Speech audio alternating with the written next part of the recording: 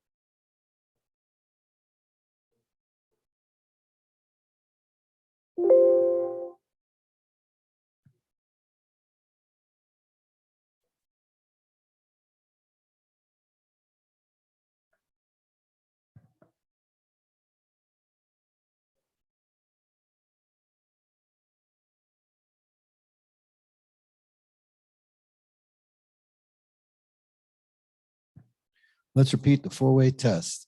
Are the things we think, say, or do, is it the truth? Is it fair to all concerned? Will it build goodwill and better friendships? Will it be beneficial to all concerned? Our invocation today is by Marion Beckerink.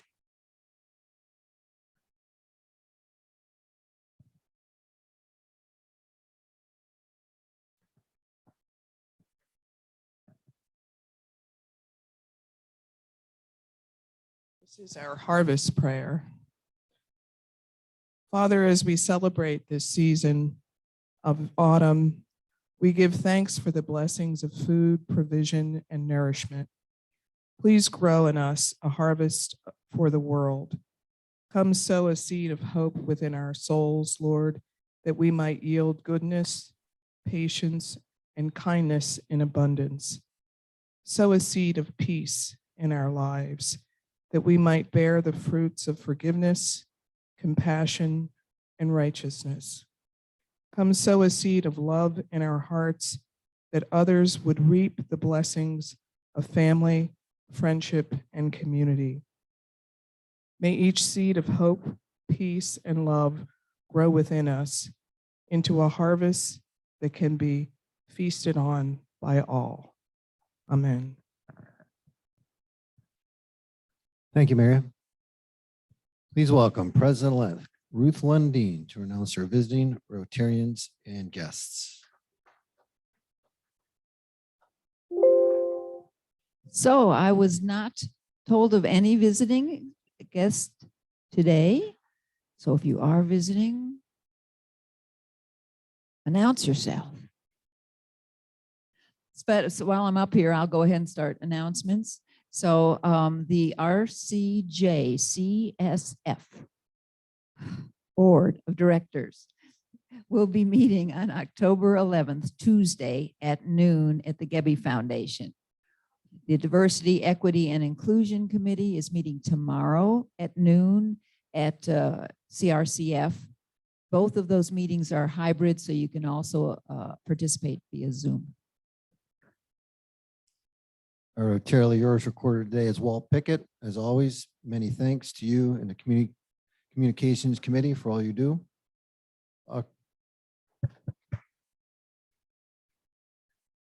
October 14th, the board, where's our next board meeting? I have to move it from the 21st because I'll be out of town that Friday. So October 14th, board meeting back at Gebbe, 8 a.m.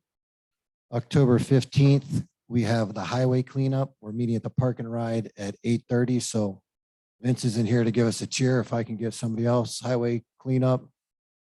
Woo, all right. Additional announcements.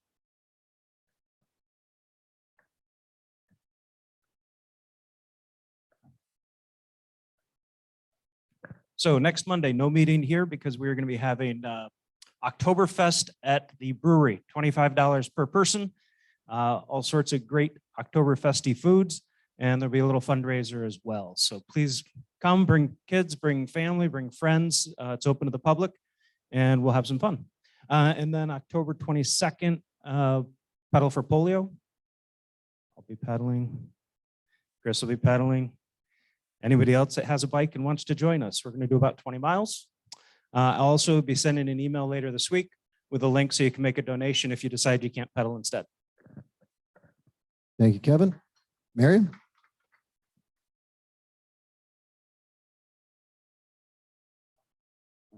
Just a reminder, there is a vision committee meeting this Thursday, which will also be hybrid.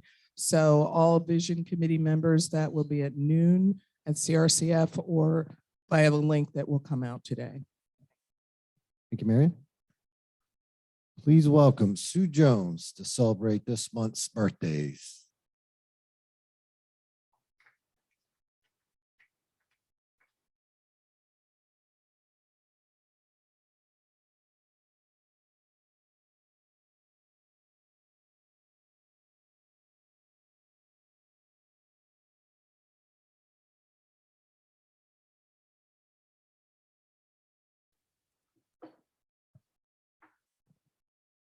How many Rotarians here have received their magazine? How many have read it? Okay. You know that the reason we have the birthday table is to raise money for the Rotary Foundation. October 24th is World Polio Day. And that is why we're riding on our bicycles. And that's why we're making donations. But the most important thing is that you go home today or tomorrow and you read this magazine all about polio. Because it has changed just like COVID. And we're having more trouble. And we have had to change inoculations, and you as Rotarians, donors, supporters need to be well informed about this disease and what is going on with Rotary to fight it. It's complicated. I've read it 3 times so far, and the pages are now falling out of my magazine, but I reread it every evening in my chair because it is confusing. But it is your duty as a Rotarian to know where your money is being spent and why. And more importantly, so you can explain it to other people who might donate or who have questions about what's going on with polio. So that is my sermon for Monday. And we will get on now to making money on the birthday table. Our October celebrants on October 2nd, Stacy Rasmussen celebrated her birthday. And let's see, she is the director of Compeer Chautauqua.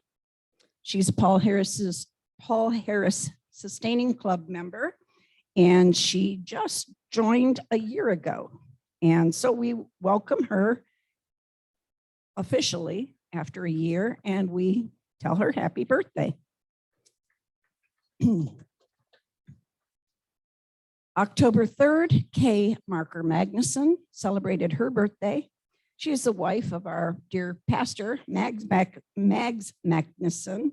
She's a graduate of the University of Mexico, and she is an absolutely wonderful stained glass artist. If you've never seen her work and you have the opportunity sometime, do so because she's fabulous. Unfortunately, Kay right now is at Greenhurst. So if you have the wherewithal, send her a card. She'd be thrilled to hear from you. Her birthday, October 3rd.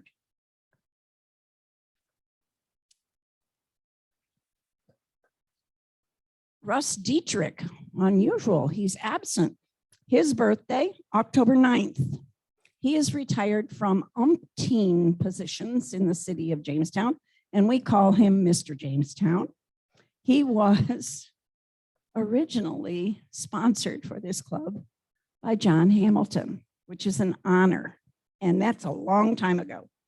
He's a past president, 1982, 1983, and he has 3 Paul Harris Fellows, 1966, 91, and 92. And he is also a member of our sustaining club. So happy birthday to Russ.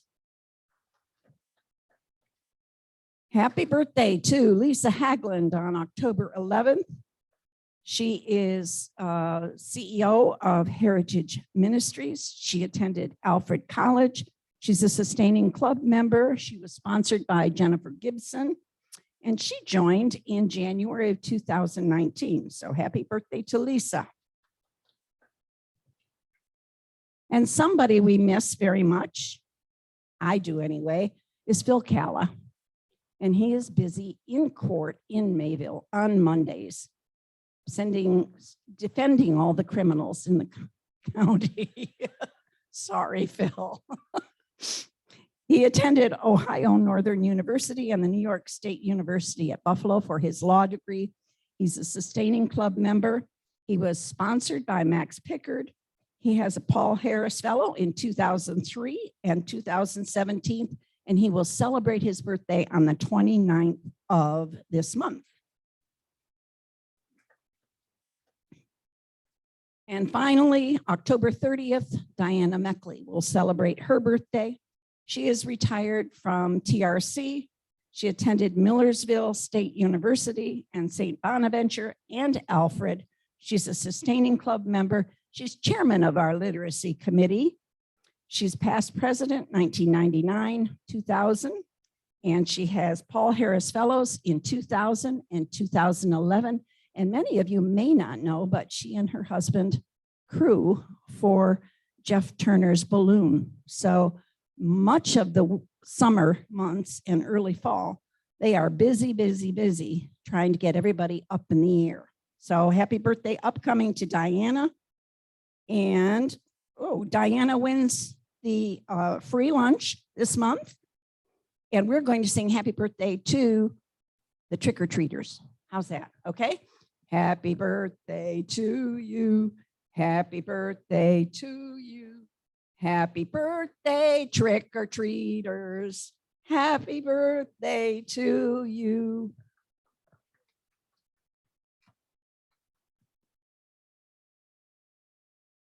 Thank you, Sue. And now we have Greg Jones with the Paul Harris News Update.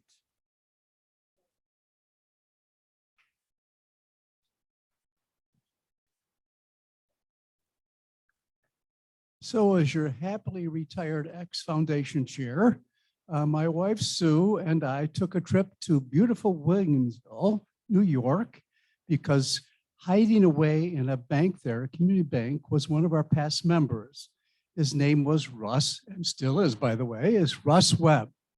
And our purpose of making the trip was one of our members, when he reached the $1,000 level, said, Greg, I want to award a Paul Harris Fellow to somebody in our club who really deserves it.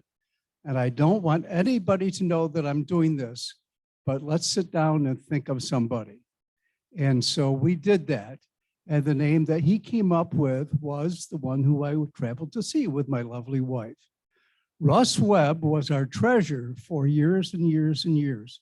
He is a great volunteer, helping hands. He did all of that stuff, a great Rotarian. And so off we went to beautiful Williamsville. And fortunately, as he was just walking out the door to leave his branch bank, they were closing that day, by the way. So he's moving to Orchard Park. We ran into him. So he said, what are you doing here? And I said, well, I have a pleasant thing to do. So Sue and I presented him with his Paul Harris Fellow. He wants me to say thank you to the club members, and especially to the anonymous person who so designated him as a Paul Harris Fellow. And he said, by the way, I miss Rotary, and I miss it so much that I found a new home in the Rotary Club up here. So Russ sends his thanks back to you, and our thanks go to the Rotarian who gave him that honor. And it was a pleasure seeing him. He's a great guy. Thank you, Greg. Please get your tickets ready as we welcome Stacy Hannon for today's 50-50.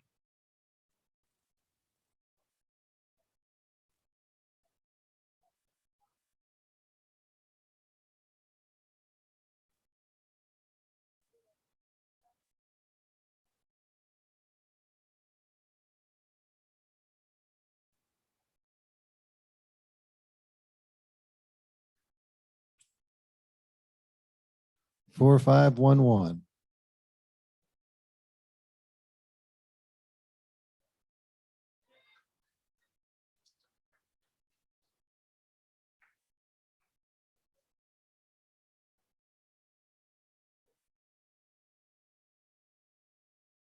Okay, please give a hand for our Sergeant at Arms, Doug Conroe.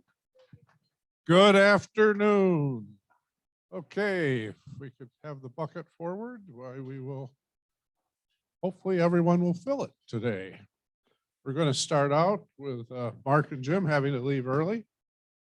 So that puts a little taste in there. But before Mark leaves, Crush was pictured in the paper. And I believe Megan was pictured with the work of Crush this year for their annual rummage sale, which is October 5 through 7 this week. Where is the sale? It's at St. Luke's, I believe. Okay.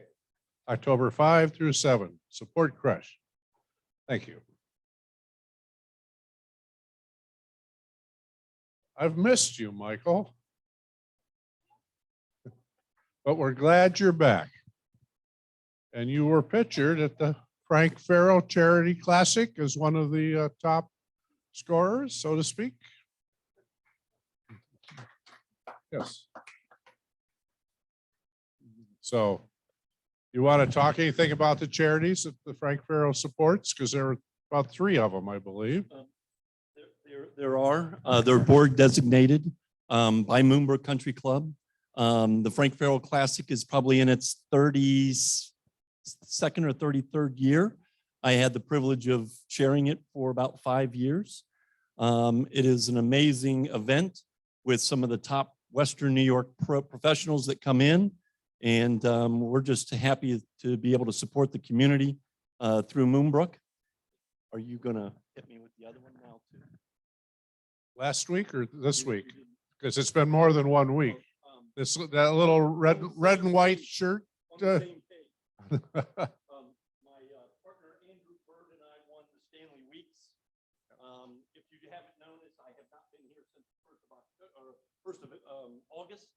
Had a little setback from COVID, but we're back in the saddle. So I'll put in $20 to make up for my miss. And you, I assume we'll give credit to Ohio Stadium for that. Okay, thank you. Thank you. You heard the sermon. So next week's the quiz. Read the magazine. There's something else in the magazine. There's lots. Who can tell me what the clubs did with a wrap-up campaign that 7 Rotary clubs were noted for doing in the paper? Kevin, you look like you've got it. You don't have it. I bet your table's willing to pay, isn't it? Okay. 7 clubs collected 2,300 winter clothing items benefiting 10 charities. Another hands-on project. Great. So read the magazine, get some ideas for hands-on work, and we go from there. Now, as I mentioned to Mike, that little Midwestern school, Ohio State, seemed to win some football. We also might note it's football season, so alums, Michigan, Penn State, John Lloyd, if you're watching, we accept credit cards. Cincinnati, Mount Union, I think we have a couple members here, one very close to me. Carnegie Mellon, Heidelberg, Got anybody from Grove City here in the room today? Cortland? Muhlenberg? Grove City, okay. Muhlenberg, Hiram, thought we had a Hiram grad somewhere. Rockport. And then there's some school of Orange.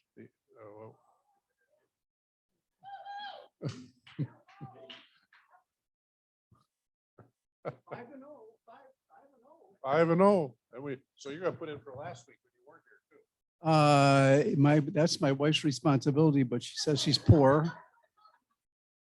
I got it. You got it. You got it. So that's all.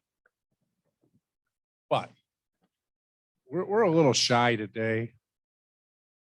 But I know we all want to honor one of our members. So Ruth, you and Paul, again, a good honor for the John Hamilton Award. And I'm sure people around the room would like to donate to the cause.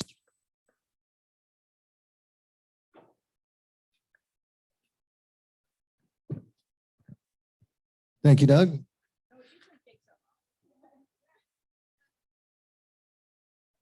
Happy Bucks, come on up. Ruth, it was a lovely evening. Had a great time. You and Paul were very persuasive. It was a lot of fun. So my happy buck, other than Ruth's, is for you to support the ride for polio on the 22nd. So if you can ride, fabulous. If you can't ride or choose not to ride, please respond to the link that's coming in the email and give for the cause. Thank you. So for those of you who know me, I am from Naples, Florida, which suffered great destruction last week. I'm sorry. So far, my family has 2 destroyed homes and 6 destroyed cars, but everybody is safe. And so I'm grateful for that. So there's a happy buck for that. And I'm very thankful my kids are fine. I'm putting $5 in for the new skate park. My family's been close with the Shearers for a while. Pete got me basically into snowboarding with all my gear, so it's huge. And then also for my Aunt June and her Be Strong charity, donated a few benches and picnic tables for the park. And I'm just really proud of her, to really take that tragedy and try to do some good with it. So that's for that. I haven't been here in a while. I'm Lori Brocklebank. I have a few happy bucks to put in. One being our company was awarded the contract to help the city of Jamestown to complete their tree inventory and do a full management plan for them. So I'm very happy for that to help the community. Well, then thank you. Okay. The other one is for my youngest son. Got a ROTC scholarship while he's attending the Citadel. And 2 weeks ago, he was sworn into the Army. So, and then for my oldest, we've had a very, very rough year. And thankfully, within the last few weeks, we have finally got him a mental health team that spans from Buffalo all the way to Tampa, Florida. And then we're hopeful that the outcome will be positive for him and that he can continue to heal and be better.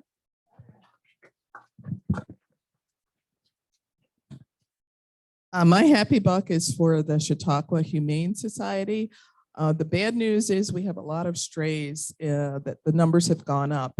But the good news is we do have the Chautauqua Humane Society to take those animals in, but we need help as we expand. So there's a raffle, $5 a ticket. The first prize is 2 nights at the Chautauqua Harbor Hotel plus $100 gift certificate. The second prize is a tour for 11 people at Southern Tier Brewery. And the third prize is a 20-minute ride on Majestic Airlines. So that could be really fun. And we just received 11 tanks of mice. So anyone who wants to take a mouse home or mice home as pets, you are more than welcome to stop by. So, like tickets for the raffle. Centered on the front lines, command centers, critical infrastructure, and calling for for more military support. Ordinary Ukrainian civilians that I've been speaking with are also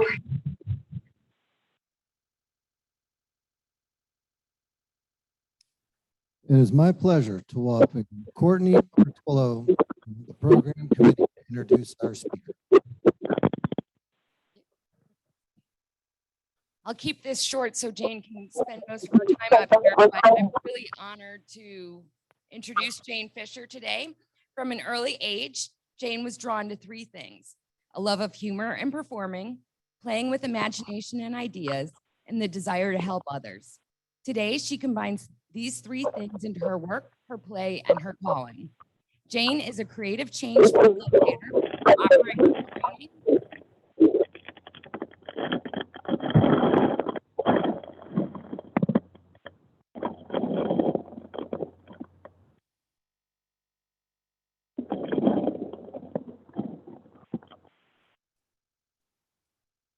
sorry about that.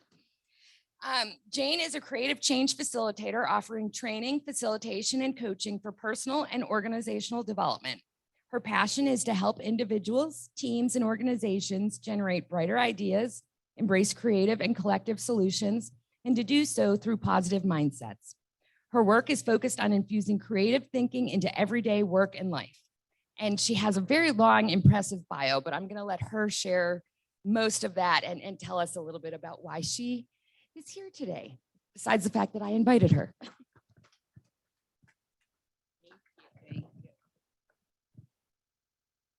It's nice to see some familiar, friendly faces that I haven't seen for quite some time, and some new faces. It's very good to be here, and thank you for the invitation.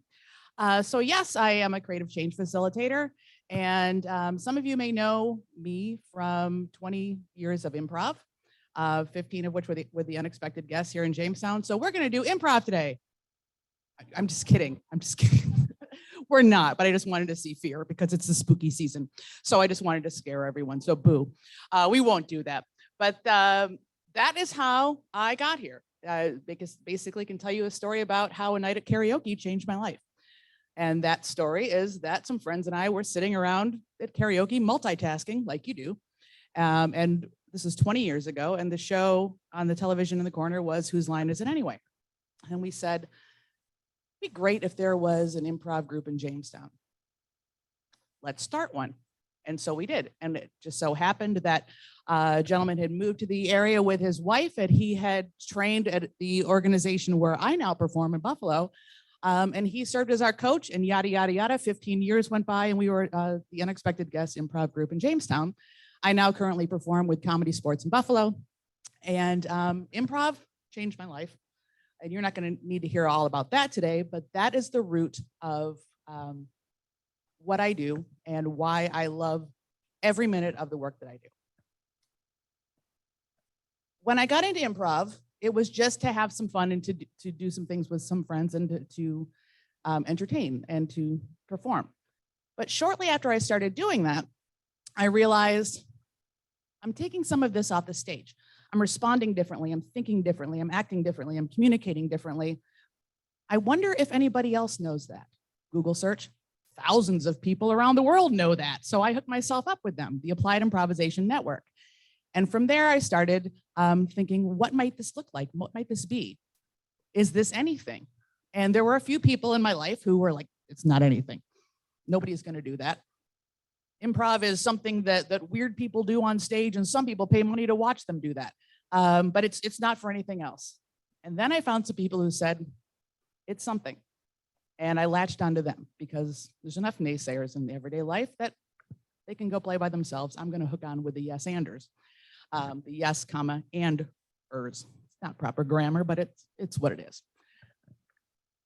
From that, there was a gentleman in our improv group who had been a graduate of the International Center for Studies in Creativity at Buffalo State. And he said, have you ever heard of that program? And I said, no. And he said, well, here's one interesting fact about it. It's where the term brainstorming was coined. So brainstorming was born in Buffalo, by the way, by two gentlemen, Sid Parnes and Alex Osborne, who started the International Center for Studies in Creativity at Buffalo State and the Creative Education Foundation.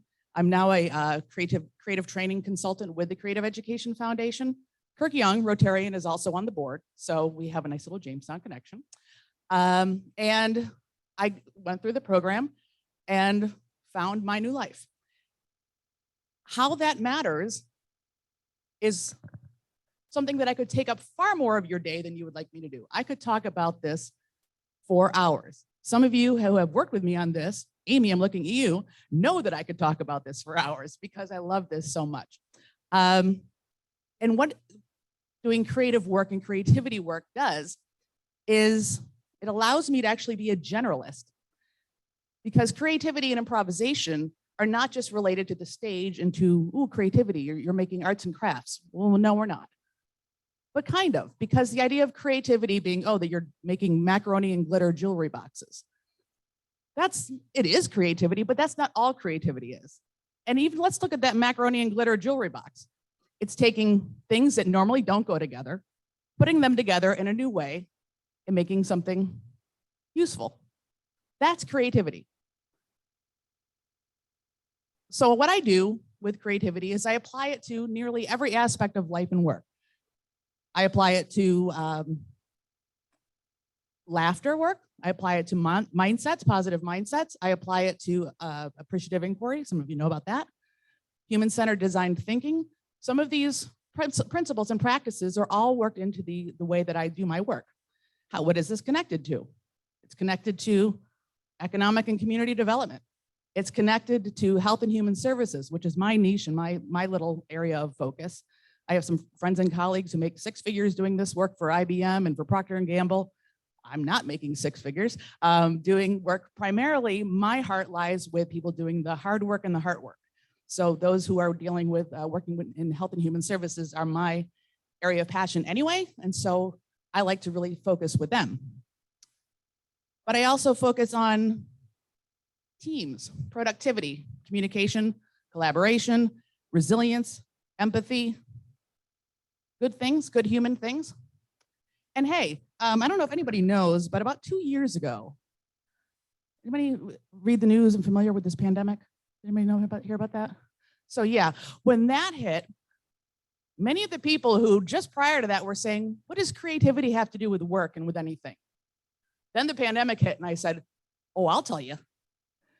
Because although lots of not so pleasant things happened to everyone, including myself, I lost the next 6 months' work. 6 months of work was canceled immediately on March 13th. So I lost projected income. Then there's a social cutoff and all these other things. But I'll tell you what, the community of my colleagues who work in the creativity and improvisation field, we had our own setbacks, personal setbacks, but I can tell you universally, the mindset of that group of people that I was fortunate enough to be connected with then and now, there was a sense of calm. There was a sense of resilience in terms of we can sort of work our way through this, not out of it, but through it. Because the mindset that is necessary for creative thinking and for innovation, by the way, all innovation is creativity, but not all creativity is innovation. And I also have an issue with people just using those words without really thinking about what they're meaning. But we'll get there. We'll get to that part. But to have to think creatively about this new reality, this new normal, how do we do things differently?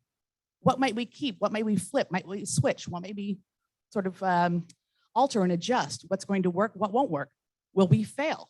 All of those questions that were happening to the world back in the early parts of 2020 and beyond were questions that we were specialists in. And that's how we lived our life and that's how we did our work. And so we helped a lot of people, a lot of organizations through that while we were still navigating our own changes and challenges. We were also helping other groups and other individuals do that. And it was a real great fortune to do that. But it really cemented in my mind that creative thinking is not a luxury. It is something that needs to be embedded from an early age, and early education systems. Problem solving is so key. In addition to the work that I do now, I have a tendency to wear many hats at a time. I spent the last 15 years, this is my first year not doing it in 15 years, working in higher education as a peer education and health education administrator at both UB and then SUNY Fredonia. And so I worked with college students for 15 years. And I could see a little bit of a change in them as time went on. I loved them dearly. And a colleague and I would say, sometimes we feel like if we told them to go outside, we'd come back 20 minutes later and they'd still be banging against the door because we didn't specifically say open the door. And because a lot of the problem solving had been educated right out of them. And they weren't really comfortable and confident in solving problems and solving problems creatively, being wrong, being judged, ambiguity. And that is something that with the Creative Education Foundation, we work with, starting with younger schools and on up to college students and with adults and with workplaces. It's something that everybody has within them.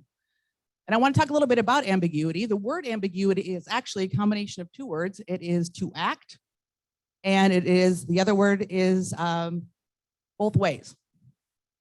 So ambiguity is about holding space for multiple possibilities.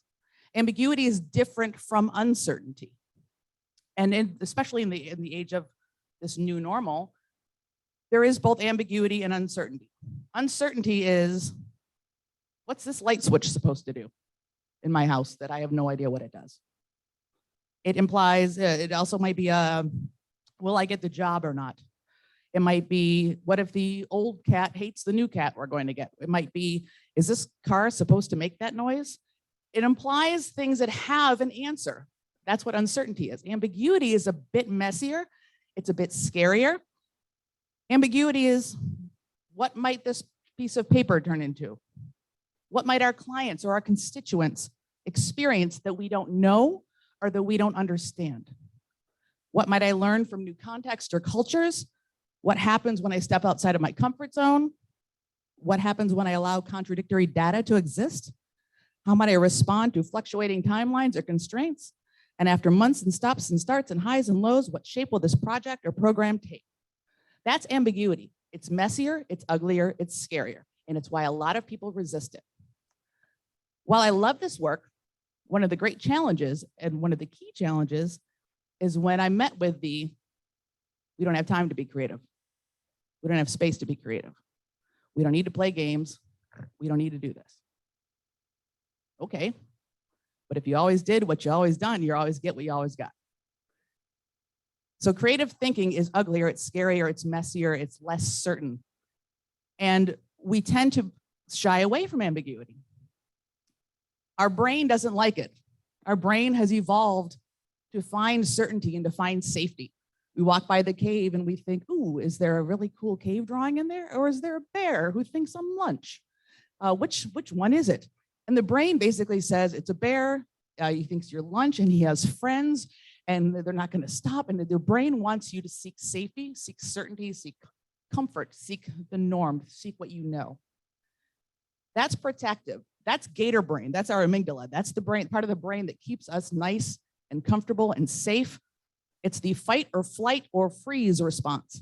That's gator brain. And when I encounter individuals, modern day humans with gator brain, it can be a little bit frustrating. I don't want to do that. We can't do that. The hand up, the eye roll, that nope. We want you to help us be creative, but we don't want to think different. You have 90 minutes to change a 30-year culture. We have difficult personalities on the team, and we don't really want to pay for it. When can you start? To which I say, I'm sorry, I've lost connection. So the openness, the key to creativity is the mindset. It's the openness. It's the being open to new ideas and new possibilities. That makes you have to ask questions. We love answers. Answers are that amygdala, that gator brain. That part of our brain loves answers, the certainty. This is what it is. This is how I do it. This is the script that I have. This is the process by which we follow. Done. When we ask questions and we play with ambiguity and we play with creativity, there's more risk. There's more uncertainty, and it can be scarier. And we talk about, we think that we separate ourselves and who we are at home and in our life and who we are at work. It's not that easy to separate. The way that you face ambiguity, you either endure it, meaning you might even resist it. You engage with it, that it's still scary, but you're going to try, or that you embrace it. that you love ambiguous situations and you love things that are messy and you love to solve problems. That sort of initial response and how you face ambiguity is within you, and it's based on the context and experience of your life. And so we have to be mindful of that when we're facing ambiguous situations, whether it's pandemic, whether it's a program cut, whether it's a deficit, whether it is a staffing change, whatever that might be. The way that we face ambiguous situations is something that is already sort of set within us, but we have tools and we have skills and we have mindsets that we can learn and we can embrace in order to allow that creativity and innovation to sort of come forth. And that's what I do, is I help people unlock those. The first thing you have to do is the mindset. I can't come in and give you I can't facilitate a creative problem solving process or a human-centered design thinking session with you unless you have the mindset. If there are eye rolls, if there are arms crosses, if there are, how long do we have? This is too fun. We're having fun. We're supposed to be working. Side note, tangent, how come? Who said, what kind of puritanical sort of message is this, that unless you are suffering, you're not working? You can work and have fun and have joy at the same time. It's possible. Those of you with children, which one is easier? The crying child who's being forced to pick up his room, or let's make a game out of it? Which one's easier? Which one's more enjoyable? You can get things done and still have fun and still have joy.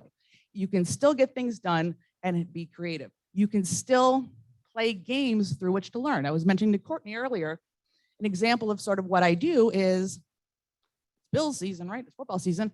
So when you see the teams practicing and they're doing the drills on how to break and all these other fancy football terms that I don't know, so I'm going to stop there. All of these drills that they're doing, when it comes to Sunday football time, they're not doing these little drills, right? The drills are practicing motions, they're practicing the mind-body connection, they're practicing situations in which they might encounter that they have to call upon this responsiveness, this skill set later. And so that's why I infuse games and play into the work that I do, because play, first of all, studies upon studies upon studies have shown that people, I don't care if you're 5 or if you're 85, people learn through play because it's a safe thing. The stakes are lower. It's a connection. You are more able to take in new information when you're having fun and when you're sort of working through joy. Your mind's a bit more open. It's not as protective of that bear in the cave. So games can really sort of build that up. And play is a great way to do that. We have to break out of these habits that are very protective and are very safe. So if everybody here would, I just said crossing the arms, but I'm going to ask you to cross your arms. Go ahead and cross your arms. Nice and comfy. By the way, this is a really scary view to see a whole bunch of people to see that. Notice which arm is on top. Very good. Shake it out. Take you can uncross and shake it out. Cross your arms with the other arm on top.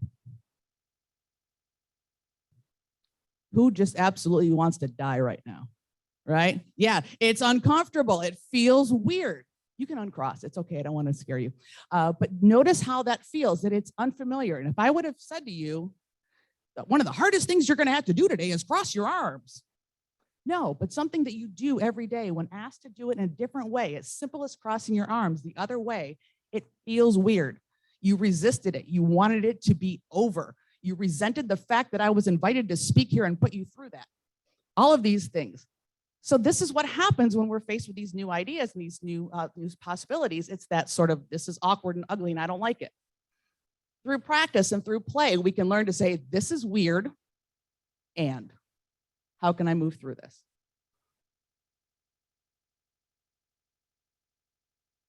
The other piece that is important to me and that I'd like to sort of leave you with is how the improv connected to the creativity. In addition to just speaking about when you're doing improv, you have no script. And we practice every week. How can you practice improv? Because you're practicing the game structure, you're practicing the framework, you're practicing the skills that are needed to make the content happen when the show is on. So it's learning frameworks in order to fit content into later. But there's other principles and practices of improvisational thinking that really were at the start of this whole, going back to the beginning of this talk. Good improv skills, good creative skills are good human skills. Number one, trust and be trustworthy. You can't have new ideas. You can't deal with conflict, and you can't have good collaboration and communication unless there is trust and trustworthiness on both sides. And a lot of that means integrity. It means honesty. It means respect. Building that trust so you have this place from which to start. The mantra of the next thing is the mantra of improv is yes and, which means to accept or acknowledge and build. It doesn't mean like if a child came up to me and said, I want to play in the street, I'm not going to say yes and. But what I might say is, I hear you want to play in the street. What I like about that is you want to play outside, or that you want room to do something. What might we be able to do that gives you some of the playing in the street and still is within these constraints of, not getting hit by a car? So that yes and is praising first and acknowledging, here's what I like about this. Here's what I'm hearing, rather than a no. So that's what the yes and is. Another principle is full 360-degree communication, making sure that you are clear with your message in giving message and receipt. Communication doesn't just happen once, and it's not one way. Communication is multi-leveled. It has humans behind it, and we are the most complicated machine that don't come with instruction manuals. And if you did come with an instruction manual, I'd like to borrow it, because I'd like to see that. So fully communicating and really saying, are you understanding the meaning of what I'm saying? And did you hear that correctly? And to not make assumptions, or to ask questions if you're not sure about something. Again, I love questions. We need to make this world safer for questions, rather than just, here's what I think, period. Narrator, she means every comment section in the world. There's no questions anymore. There's just answers and responses. Another improv tenet and principle to practice is make your partner look good. What that means on stage is basically you're doing things to not just sort of shine and say, look at me, but you're working with your partner and seeing what you have and to make the whole ensemble look good. When you take the spotlight off yourself and focus on helping a coworker, helping a team, helping a community, you help self by helping others. And it's a wonderful thing. Another is to embrace spontaneity and to say what if, and to not sit solely in the lap of comfort and certainty. To embrace play and joy, and to not worry about looking silly. My favorite mug is by the great Amy Poehler. She didn't make the mug, the saying that's on the mug. The mug says, there's power in looking silly and not caring that you do. I make a living by that, and I'm fine with it. There are worse emotions and worse actions that somebody can do than laugh and be silly. If I have to choose to be in the presence of somebody who's joyful and, dare I say, silly, versus someone who is the exact opposite of that, I know what I'm picking. Another principle is to step out of your character zone, to not play the same character every time. What does that mean in the life and workspace? The whole, it's not my job. I don't do that. Step out of your character. If you are an idea person, step back and maybe be an answer person. If you are an answer person, I don't come up with the ideas. That's not me. That's not who I am. Step into that. Step out of the playing the same character all the time. And the last piece I want to leave you with is this. Well, two last things. I'm gonna give you another activity because it's fun. I'll be quick. Everybody show me this. This is up. So this will be down. Very good. So let's practice. When I say up and I say down, you do those hand motions. Up, up, down, up, down, up, down. Very good. We're going to add some things that are hard. This is wave. Everybody show me wave and clap. All right. So when I say wave and clap, you'll do one of those things. Clap, wave, clap, wave, up, down, up, wave, down. Okay, show me up again, please. That is now down. I know, now you want to leave, huh? It's almost time. And put your hands down. This is now up. So let's review the new up, down. Down, up, down, up. Now let's reverse clap and wave too, all right? So we have wave and clap. Here we go. Down, up, clap, wave, down, up, clap, wave, down, up, clap, wave, clap. Hi. So there's laughter and there were mistakes. Those two things can happen. Granted, this wasn't about make sure a product line was delivered on time. It was playing a game in a group.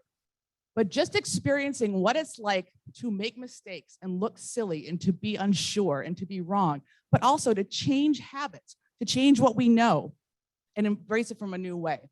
Those are great things. The last thing I'm going to leave you with is my countdown, my 5, 4, 3, 2, 1. Today, 5. 5 is try to find 5 moments of stillness or quiet in this day for yourself. If you're a meditator, go meditate. If you just have 5 minutes of stillness, doesn't mean scrolling through social media. 5 minutes of stillness and quiet just to sort of center and bring yourself back to as close to reset as you can. 4, think of 4 things that weren't wrong, not necessarily that went well or that were amazing about today. 4 things that weren't wrong. For example, I had a good cup of coffee today, right? That isn't like earth shattering, but it wasn't wrong.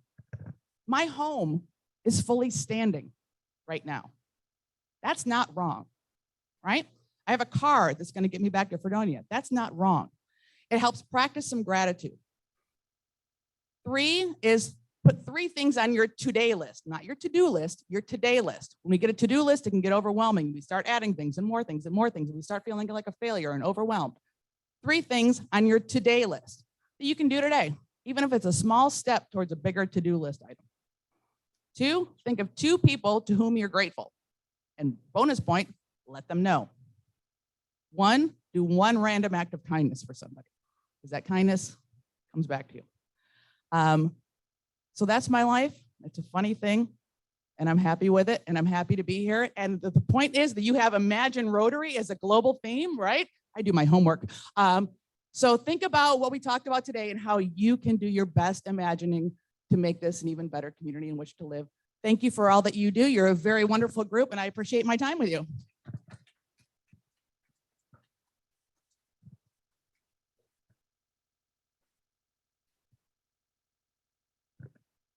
Any questions before? Well, Yes. Uh-oh. Hello, thank you. That was not wrong, thank you. I think I heard you make a very careful distinction between and but. Yes. And I know that we all let our butt get in the way. Yep. Can you do a quick riff on that? Yes, I can. The yes and versus the yeah but. The yeah but. When you hear the but, that's immediately a no. But is just a softer word for no. The and is to build.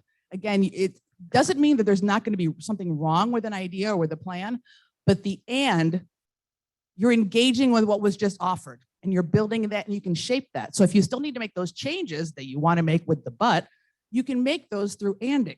This is a good idea and we need to make it more budget friendly.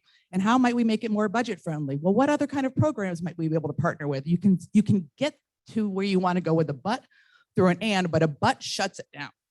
Is that clear? Yeah, when you say but, it's basically a no or a you're wrong. So watch your yabbits and embrace the yes and. Thank you for that. I love that. Anything else? Yay! I love questions. You heard me say it. Well, I can't help thinking about Google, where, as I understand it, every employee is required to spend 20% of their time on non-company business to amuse themselves at work. Is that viable? Is that something we can really think about? I think that there's lots of space for joy in work. I don't think they're opposites. I think they're complements. I think that finding joy and finding meaning in the work that you're doing, and if you're a leader, helping those with whom you work find the meaning, and through meaning find joy, but also just find ways to connect as human beings, as your teammates. You're all humans. I think outside, yes, to really just have bring a whole person to work. We take better care of our software and our equipment in our offices than we do our human resources. So if you have to shut that printer down on the weekend and not let it run copies after copy after copy on the weekend, don't expect your humans to do that either. that to pull the plug, turn it off, and allow folks to sort of recharge and be their happy, good selves. Thank you for that, yes.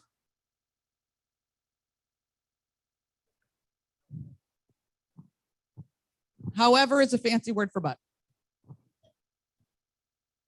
Again, you can edit. It's just in the language and it's within the culture and it takes some practice. There might be, it depends on context to how you might get to the however. One of the key pieces of creative thinking is the balance of divergence and convergence. You don't create and edit at the same time. You get all of the ideas out there through diverging, and then you agree that it's all time to converge and to choose and to edit. Then you can edit then and you can pick then. But to try to do them at the same time squelches creativity. Yes. What did you do? What did you do before you discovered your passion now that you're doing now? Do you mean literally what did I do for a living or what did I do? For a living. Okay. Because honestly, I was thinking about that. I'm like, I don't remember not having this in my life. It's just so, it's a part of who I am now. What did I do? I was in health education for, again, from, my first job out of college was as a program director for the Agnes Home. And I realized after about a year and a half, because I was the person who went to college because I was going to change the world, you know, that thing that many of people have. I'm going to change the world and I can do anything and it's going to be great. And then you get a call, a horrific call that I can still hear in my head 3 weeks into it. And I realized I can't do this. I realized I wasn't at the time able to shut it off. I knew that I would be the kind of person that would take it all on me. So I moved into health education and I was in health education, as I mentioned, until about a year ago. I did this work. I took vacation days from when I was at UB. I would take vacation days to work with clients. So I was doing this work at the same time. And then I went part-time at Fredonia and did this work part-time. And then I've been doing it full-time since the pandemic. My career has actually grown since the pandemic because I was there from 2015 until last year. Last year was the first year I wasn't there. So I live in Fredonia. Yes. I've lived in Fredonia for 16 years. I'm from here. Well, not here. I'm from Southern Chautauqua County, but I've lived in Fredonia for 16 years. That's all. Thank you. Thank you, Jane. That was a great talk, very interesting, educational. One of Rotary's major international programs is Eradicate Polio in the World. In honor and thanks for your presentation to our Rotary Club today, we will make a donation in your name that will vaccinate 4 children who will never experience polio in their life. And just a reminder, next week, no noon meeting. We have our Oktoberfest at Southern Tier, so no noon meeting next week. Remember this year's international theme, Imagine Rotary. We are adjourned.